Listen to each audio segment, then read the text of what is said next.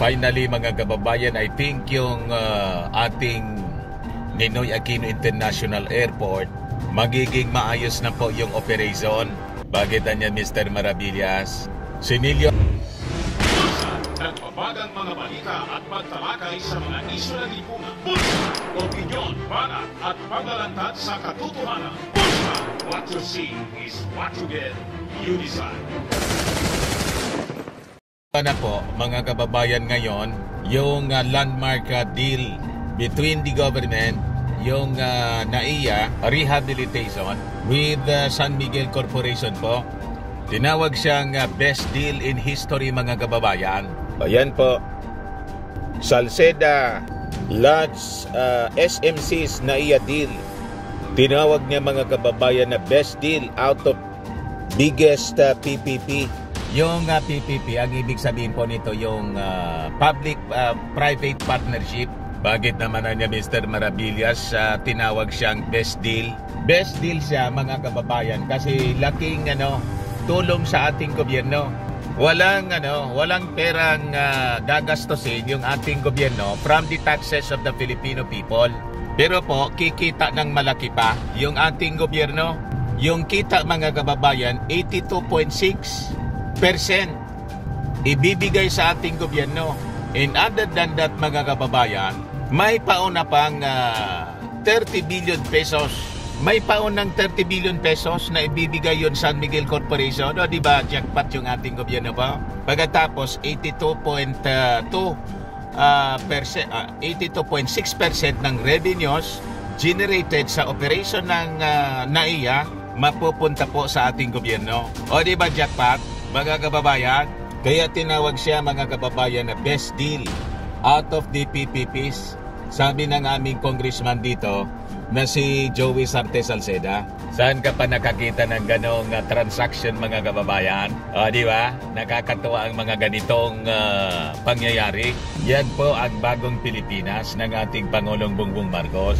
But before ko mga kababayan ibigay sa inyo yung full story ng balitang ito, click subscribe muna dito sa ating YouTube channel and hit the notification bell para lagi po kayong updated sa mga kaganapan dito sa ating bansa.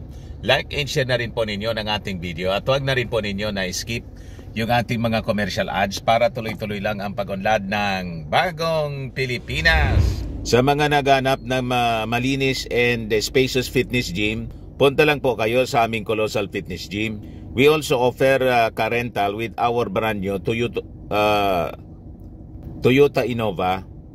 We also accept booking for those who are planning to travel via PAL, Cebu Pacific, and other airline companies, local and international, and bills payment for Meralco, Aleco Bills, PLDT, etc. So kahit saan po kayo gusto na mag-travel, pwede na kayo magpa-booking dito po sa amin. Pati sa mga hotels, nagbo-booking online po kami. May Paymaya kami, may bayad center na rin po. Ang Colossal Fitness Gym is located at 3rd floor, Security Bank Building, Lanco Business Park, Ligas, PCT Albay. For inquiries, look for Jilon Maravillas, contact number 0966-802-0949. Lagi na pong matao sa amin. Na-set up na rin yung aming mga bagong gym equipments. May treadmill na rin po kami. Ito naman yung bagong product namin po ay Glow Serum. Whitening siya. Negosyo ng aking anak na architect ay entrepreneur Riz Maravillas. Contact na lang po kayo sa kanyang FB, Riz Maravillas. Ito naman po, Firmax Firming and Lifting Cream.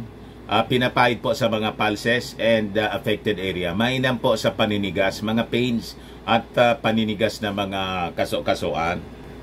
Ito naman po, Automax Radiant Serum. Sa mukha naman yung application. Anti-aging po siya. You will look 10 years younger than your age. Sa mga cancer patients naman po, try nyo po ito, Ningxia Red Mix Fruit Drink. Hindi man po siya gamot, food supplement siya. Kaya lang, gawa siya mga kababayan sa goji berry. Yung goji berry may anti-cancer properties. O yung mga inquiries po ninyo, dumiritso na lang kayo sa aming messenger sa Facebook para masagot namin agad. Ayos ba? Ayos na ayos niya Mr. Maravillas. So balik tayo mga kababayan dito sa ating kwento. Ito po yung aming congressman Joey Sarte Salceda, tuwang-tuwa po sa deal. So sabi rito, in a landmark move for Philippine infrastructure, the Ninoy Aquino International Airport NAIA operation and management privatization deal has been awarded to San Miguel Corporation SMC, hailed as the best deal out of the biggest PPP in history. Ito yung pinakamaganda, mga kababayan, pinakamalaki at pinakamagandang deal na pinasok po ng ating gobyerno under PPP. At to the advantage ng ating gobyerno po. Bakit siya to the advantage pa? Ito po yung rason, mga kababayan. Tingnan ninyo yan. Sabi dyan, San Miguel Corporation wins the NAIA privatization deal, securing the largest public-private partnership project in Philippine history. The deal includes an 82.6% government revenue share and an upfront payment of 30 billion pesos, surpassing other bids. Imagine, mga kababayan, yung ating gobyerno ay mayroon pong 82.6% share sa operations ng NAIA. Once, mga kababayan, natapos yung project, and other than that, may ibibigay pa na paunang 30 billion pesos.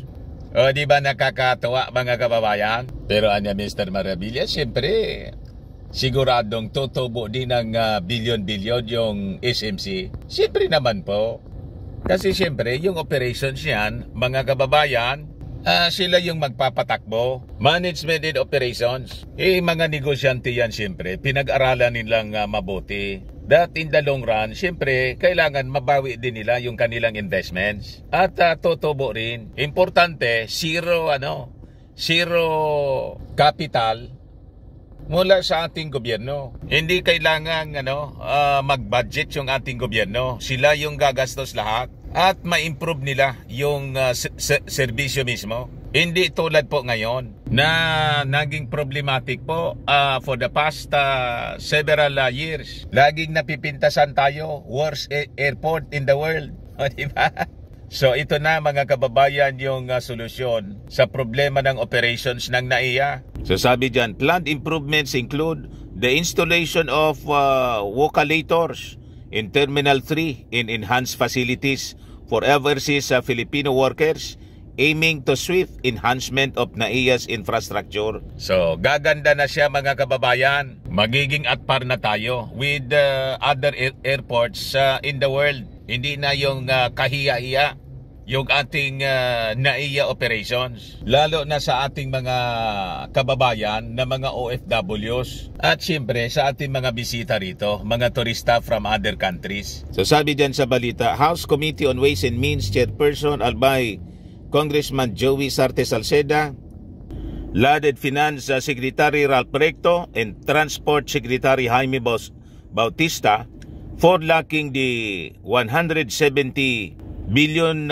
pesos deal, the largest public-private partnership project in the country's history. So ito na pala yung pinakamalaking deal na pinasok ng ating gobyerno. 170 billion pesos. So yung proposal ng SMC, nag-offer sila ng eye-popping 82.6% government share out of airport revenues. Tapos may paunang bayad pa sila na 30 billion pesos sa ating gobyerno. Di ba, mga kababayan, jackpot yung ating gobyerno. Kumita na, mga kababayan, ng outright na 30 billion pesos na magagamit natin sa ibang mga projects ng ating gobyerno. Pagkatapos, 82.6% pa yung shares doon sa operations ng airport.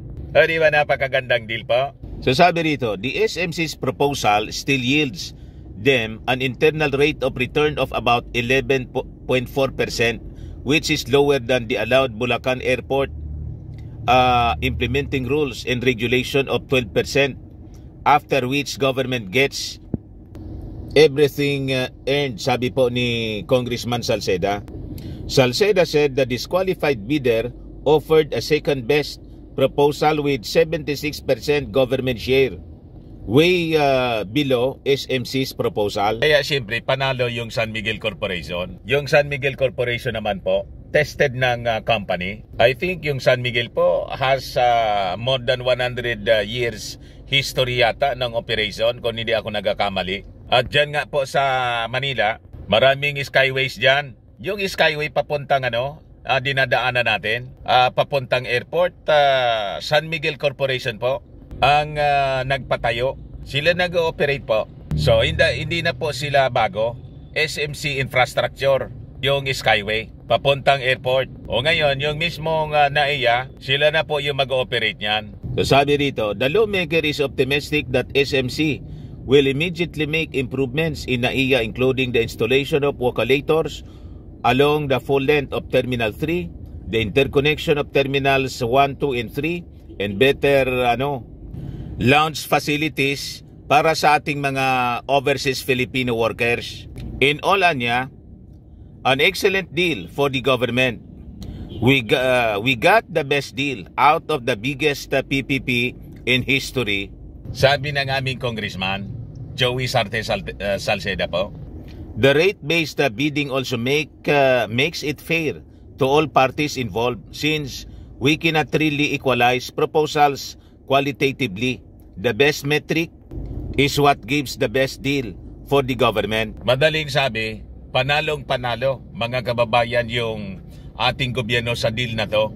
82.6% ng revenue sa operations po pupuntang gobyerno. Pagkatapos bibigyan pa pala kasi kakadil pa palang di pa man na ibibigay. Bibigyan pa yung ating gobyerno ng 30 billion pesos. Panalong-panalo po. Kaya tuloy-tuloy ang pag-unlad ng bagong Pilipinas sa tulong po ng ating mga investors. Local investors po ito. Kapartner ng ating gobyerno sa pagsulong ng ating bansa. Lalo pa mga kababayan siguro pag naamyendahan na po yung ating konstitusyon. Papasok na yung napakaraming mga investors, foreign investors dito sa atin para matupad yung pangarap ng ating Pangulo na upper middle income yung ating bansa.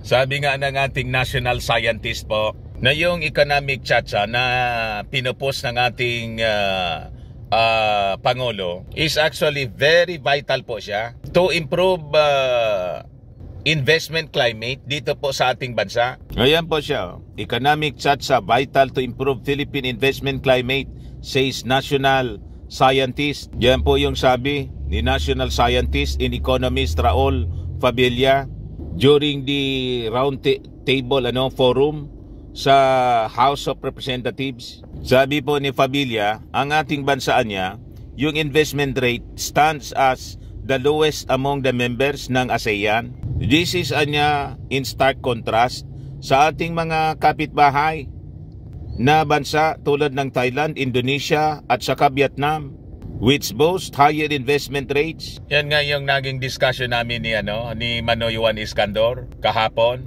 Yun ang sinabi ng mga investors na Koreano, yung Korean ambassador po. Kausap yung congressman ng Palawan, si Congressman Alvarez. Out of 343 na mga Korean investors, 3 lang yung napunta dito sa Pilipinas. Lahat papuntang Vietnam. Kasi yung Vietnam po, kahit communist country po, open economy sila doon. So sabi po ni Fabella, this disparity highlights the Philippines' preference for consumption over investment, resulting in a low savings rate and an anti-investment ecology.